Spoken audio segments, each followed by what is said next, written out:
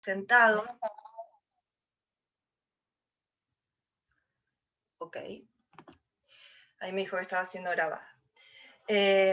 Bueno, este inconsciente está formado por los siguientes paquetes de información. Uno es lo que hablamos recién, las historias del árbol, ¿sí?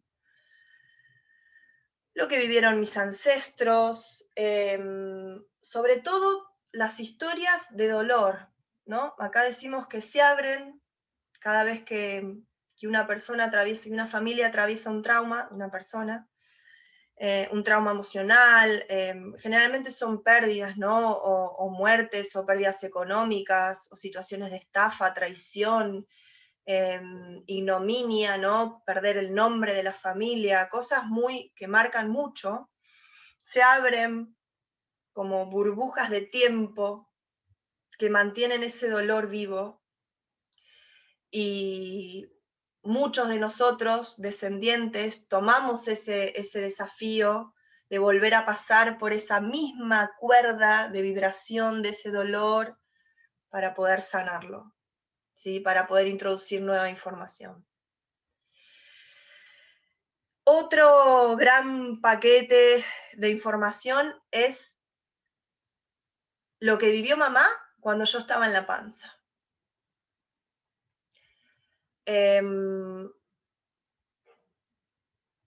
Esto que puede sonar tal vez muy, muy abstracto, comienza a ser cada vez más verificado desde la ciencia, y ya cuando hablamos de la fase uterina, ¿no? Este es el campo de la epigenética, que estudia cómo las emociones influyen en el ADN, o sea, cómo los descendientes de las personas que estuvieron en los campos de concentración presentan una capacidad asombrosa de vivir con pocas raciones de comida,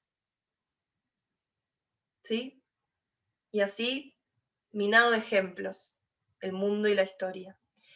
Entonces, todas las emociones que mi mamá atraviesa mientras me está gestando, y también durante los 3 a 4 años posteriores a mi nacimiento, son una huella indeleble en nuestro psiquismo. ¿Cuál es la lógica detrás de esto? La lógica es la lógica biológica. Y para la lógica biológica, si dio vida, hay que repetirlo. Y como todos nosotros somos un éxito biológico porque estamos vivos, todo lo que vivimos en el útero de mamá hay que repetirlo, ¿sí? Si mamá vivió dolor, si mamá vivió angustia, si hubo pérdidas económicas, si se dieron infidelidades. He tenido una consulta en la que durante sus 9 meses sus padres se separaron porque su madre se enteró de que su padre, o sea, de que su esposo tenía otra mujer y estaba embarazada en simultáneo con la madre de mi consultante. Ya hace muy poquito nos dimos cuenta que mi consultante, si bien nunca fue infiel, nunca pudo estar en una relación netamente monogámica, enfocada en una sola pareja, porque siempre estaba con la mente en un triángulo, ¿no? en una tercera persona que le permitía seguir jugando este amor triangular que había nutrido su emoción en el seno materno. Entonces, me gusta explicarlo desde este lugar porque creo que se entiende, al menos yo lo entendí así, y es, si al día 1 de mi concepción yo era una célula, ¿sí? Y al día 2 soy 4 células, eso es un éxito biológico. todo lo que pasó en ese entorno durante esas 24 horas son grabadas como un éxito biológico. Y las células lo identifican como necesarios para la vida. ¿Sí? Detrás de todas las programaciones encontramos siempre que hay un motivo de supervivencia, ¿sí? De querer evitar la muerte, de querer evitar el dolor y de querer seguir metiendo la misma información que dio vida. Entonces tenemos la memoria del árbol, el proyecto y sentido que se llama, el proyecto y sentido se llama este momento desde la concepción hasta los 3, 4 años. Y también tenemos todas las experiencias de nuestra vida, ¿sí? Que han generado una huella emocional, ¿sí? Un samskara de dolor. Eso va al inconsciente, ¿no? Eso es todo lo que va ahí, a la bodega, ¿sí? Al archivo. ¿Y de qué me sirve este inconsciente? Bueno, primero, está creando la realidad. Yo no me voy a enamorar de alguien porque sí, no me voy a asociar con alguien porque sí, no me voy a dedicar a lo que se dedican porque sí. Y pongo mi caso de ejemplo. Durante mi primera infancia, mis padres vivían en crisis, ¿sí? Persianas bajas, sin hablarse, nadie hablaba, yo no me enteraba, no sabía lo que pasaba. Y tuve que desde muy chica desarrollar una capacidad para poder leer a mi papá, su cara, su gesto, para poder saber cuándo le podía hablar, cuándo no. Lo mismo con mi mamá, ¿sí? Los niños estamos simbiotizados con mamá y sentimos todo lo que siente mamá. Entonces, bueno, ahora justamente me dedico a hablar de las emociones, a mirarle las caras a mis consultantes para saber qué sienten, para poder ayudarlos a decir lo que no pueden decir.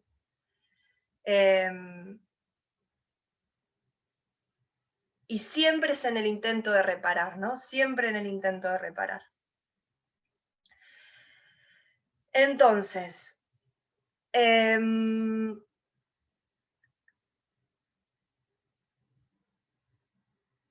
¿cómo llegamos a esto, no? ¿Cómo llegamos? Generalmente un consultante, ¿cómo llega? ¿Cómo llegué yo?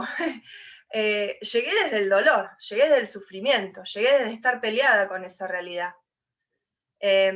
Porque es lo único que nos puede hacer detenernos un minuto y pensar en cuestionarnos algo, ¿no? En buscar estrategias. Desde este lugar, el conflicto, queridos y queridas, se vuelve realmente un tesoro. Es un tesoro. Porque este camino de autoconocimiento que nos va a llevar a volver a ser uno con todo ese inconsciente que no conozco, al que le temo, del que huí, y poder volver a ser uno, poder integrarme y poder entender que estoy unido a todo, no lo voy a hacer si no empiezo a cuestionarme, ¿sí? Si no empiezo a realmente dejarme atravesar por la incomodidad. Y todo tiene esa promesa guardada, todo conflicto tiene esa promesa guardada, que si yo les aseguro que si van a fondo, debajo de esa psoriasis, debajo de esa lumbalgia, debajo de esa infertilidad, hay información que ustedes vinieron a trabajar y vinieron a sanar, y la vida no se desentiende de ese pacto que ustedes asumieron antes de encarnar. Y nos vuelve a dar una nueva oportunidad. Entonces,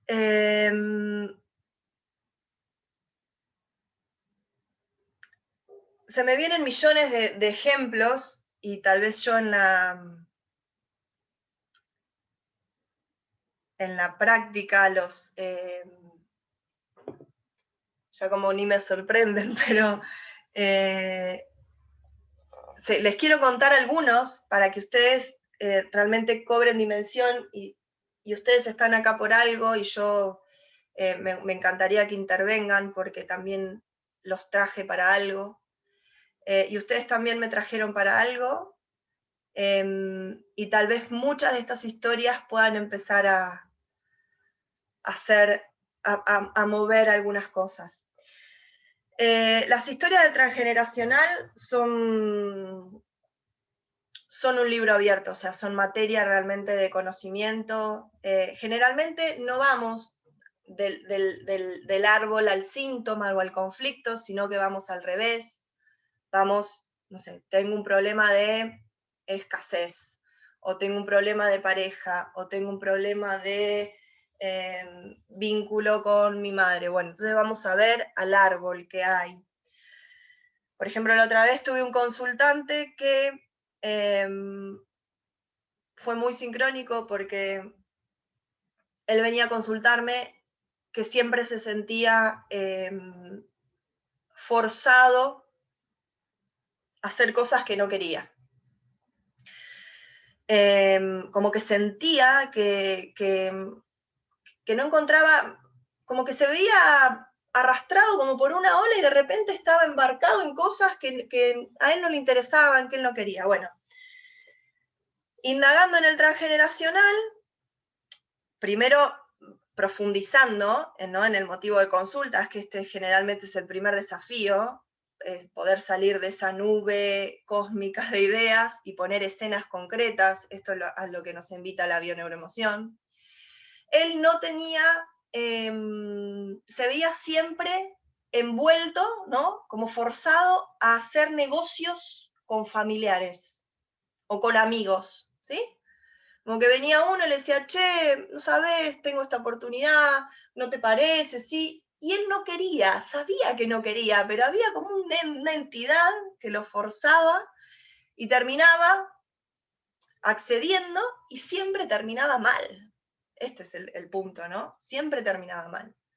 Siempre terminaba con peleas, con estafas, siempre se sentía traicionado. Bueno, contame un poco de tu familia, ¿verdad? Bueno, resulta ser que el abuelo, inmigrantes, ¿no? Hay mucha historia de inmigrantes, al menos por estas latitudes. Su familia era una familia muy encumbrada, tenía un negocio propio, y en determinado momento quiebran, pierden todo, absolutamente todo, y el abuelo de él, que era el hijo más chico de esa familia, queda completamente desamparado, a la deriva, desnudo, ¿no? Por sus hermanos, ¿sí? Que lo estafan, le hacen lo que llamamos una guarrada. Bueno, él obviamente, heredero de esa información y con muchas más uniones inconscientes con ese antepasado, no puede dejar de recrear, vincularse con familia, con dinero de por medio, para ver si logra que no le hagan eso, que no lo dejen desnudo, que no lo dejen desamparado, y tal es así que él sueña que está desnudo en la vía pública. Es uno de sus sueños recurrentes. Entonces, el inconsciente, yo les puedo asegurar que cuando empezamos a tenerlo de amigo, no pierde oportunidad para mostrarnos cosas, para mostrarnos lo que tenemos que ver, lo que vinimos a trabajar, lo que vinimos a desenmarañar. La fertilidad es otro tema que genera muchas consultas, y que también tiene mucho de transgeneracional, ¿no? Todo el tema de la descendencia. Y cuando ustedes estén ante una situación de no poder engendrar o de no conseguir pareja, que es biológicamente lo que me lleva a engendrar, o no poder mantener la pareja. Siempre hay siempre hay un componente de infertilidad. Y lo que hace el inconsciente familiar es evitarme la muerte de un niño. ¿Sí? Y siempre que vamos al árbol, ha habido la muerte de un niño muy pequeño o de un embarazo muy avanzado, o una madre murió en el parto, o un padre murió durante el embarazo de ese hijo, ¿sí? Cosas desde el niño, la madre, que es lo más doloroso, hacia los periféricos, ¿no? Generalmente no se difunde tanto, pero siempre hay una historia de muerte relacionada a un nacimiento. Esto programa infertilidades.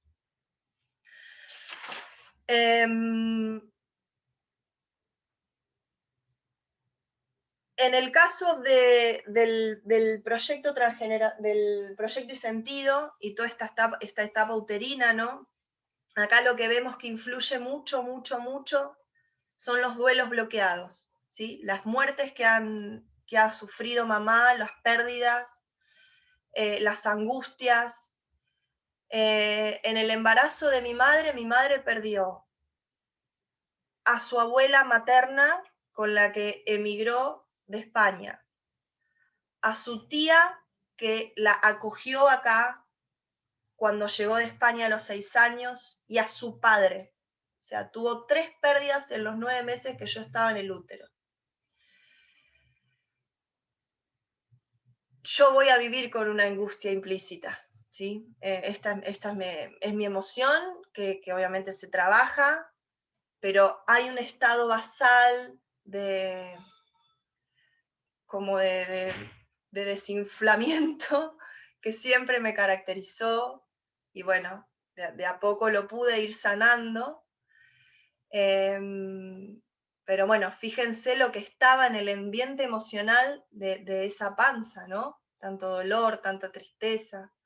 Generalmente cuando pasa esto, el niño que llega le trae algo a la madre de lo que perdió. Entonces, por ejemplo, si mi abuelo era fumador, tal vez yo sea fumadora. Si a su tía le gustaba bailar, tal vez yo baile, ¿sí? Para repararle eso a mamá, para ofrendarle eso a mamá.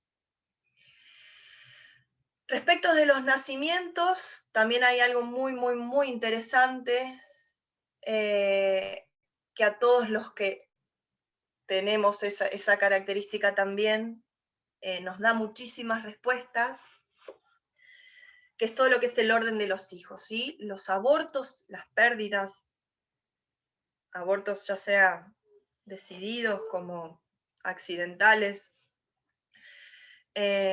siempre son temas de ocultamiento dentro de las familias. Y eso genera, por más que haya sido, ya les digo, horas de concepción de una vida que encarnó en este plano, ya ocupa un lugar en el árbol y ocupa un lugar en la familia.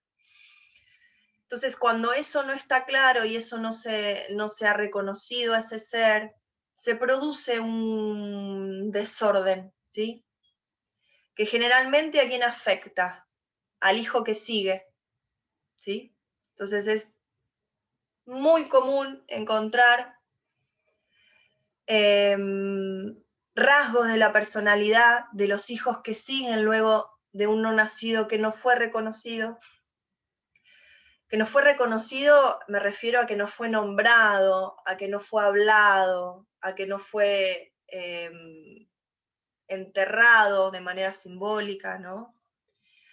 Y esto genera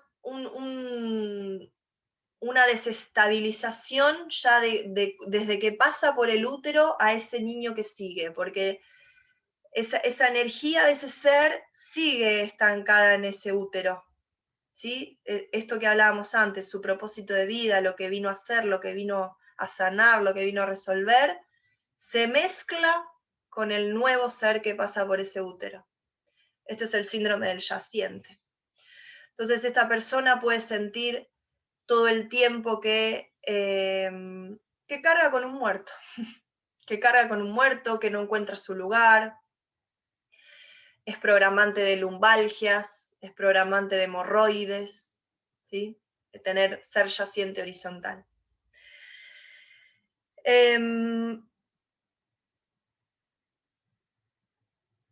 Los síntomas físicos y biológicos son muy, muy convocantes, ¿no? Para hacer este tipo de abordajes, pero no son los únicos.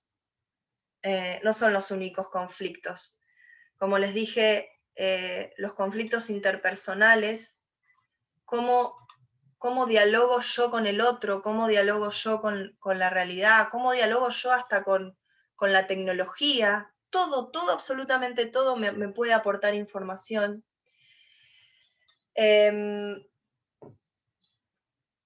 Y reconocer realmente que el otro no existe y que es solo una creación de mi mente y de que el 110% de las veces nos estamos proyectando en los demás y vemos rasgos nuestros que no somos capaces de ver. Eso también es un ejercicio muy interesante para poder ir incorporando todo lo que es la proyección. Y se da mucho en este mundo espiritual, ¿no? No me acuerdo si fue un tal, no sé si fue Rinpoche, un monje que le dio un golpe a una monjita hace unos años. Creo que fue un monje tibetano. En un acto oficial se lo ve pegándole una bofetada a una monja. Como si les dijera Osho, o un maestro espiritual, realmente un maestro espiritual. Y es tan ilógico pretender que un humano no tenga eso, no tenga ese contenido, como creer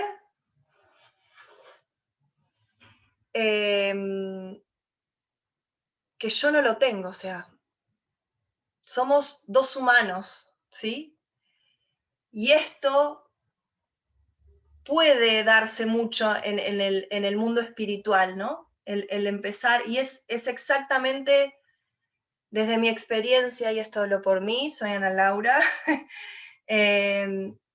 se termina mordiendo la cola, porque lo que hay que empezar a entender es que ese contenido que yo he empezado, que desde chicos nos enseñan que no hay que ser, que no hay que hacer, va alimentando esta parte inconsciente que se llama la sombra, y cuanto más nos polarizamos en una fachada luminosa, espiritual y etérea, más se densifica esa sombra y más se proyecta, ¿sí? Entonces, para que yo me dé cuenta de que eso es mío, tal vez viene Rinpoche y me pega una cachetada, ¿sí? Entonces, ¿qué hago rápidamente? Digo, ese es el violento, ahí está la violencia, lo condeno, lo juzgo, lo critico, pero esto también es mío, es de todos. Las pulsiones, los deseos, ¿sí? Por los más bajos que se puedan imaginar, todo eso es parte de nosotros, es parte humana. Hay que gestionarlo, obviamente, pero nunca ocultarla, porque cuanto más lo oculto, más lo proyecto. ¿Y qué creen que es el resultado de eso? ¿Seguir separado? No, yo no soy como aquel. Soy lo mismo, soy exactamente lo mismo. Al grado de mi negación de mis partes más bajas, vendrán proyectadas desde afuera. Porque de nuevo, el objetivo del universo es que yo me una, me integre, me conozca y me acepte.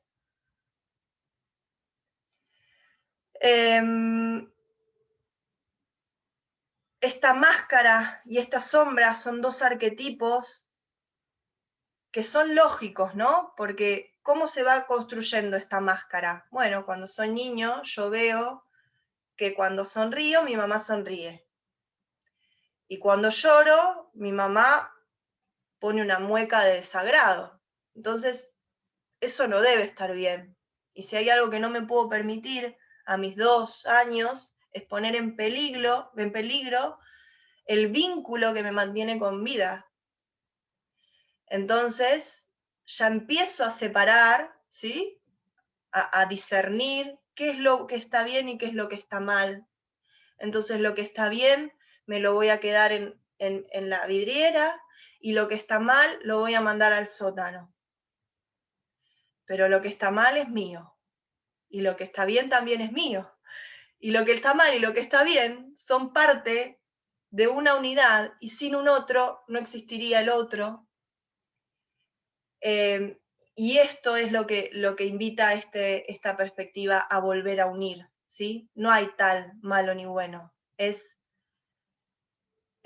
una lógica que separa y que nos hace caer en la trampa del juicio y de la crítica.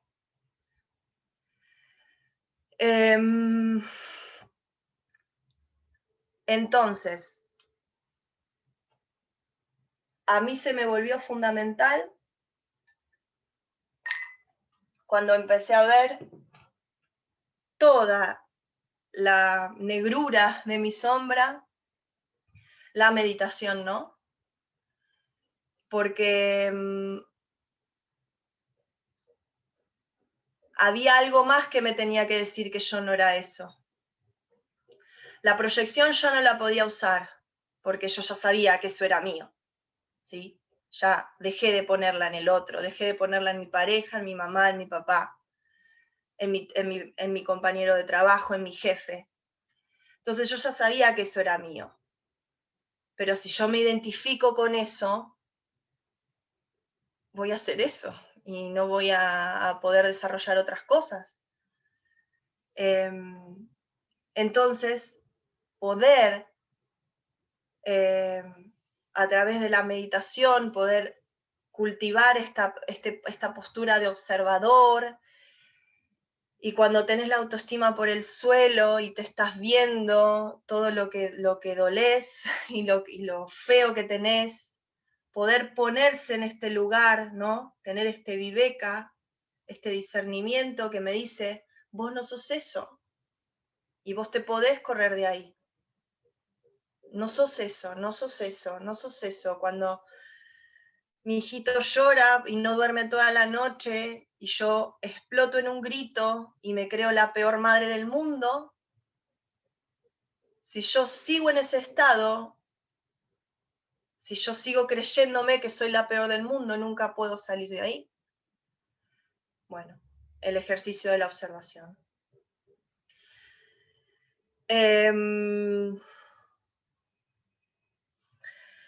Entonces, no sé si estoy siendo clara, si hay preguntas. Podríamos seguir horas, miren, ya son 42. No sé si tienen alguna pregunta, alguna duda, algún aporte, algo que les resonó, algo que se dieron cuenta en este transcurso de estos 43 minutos, algo que quieran compartir. Siempre, siempre, siempre sirve, siempre sirve.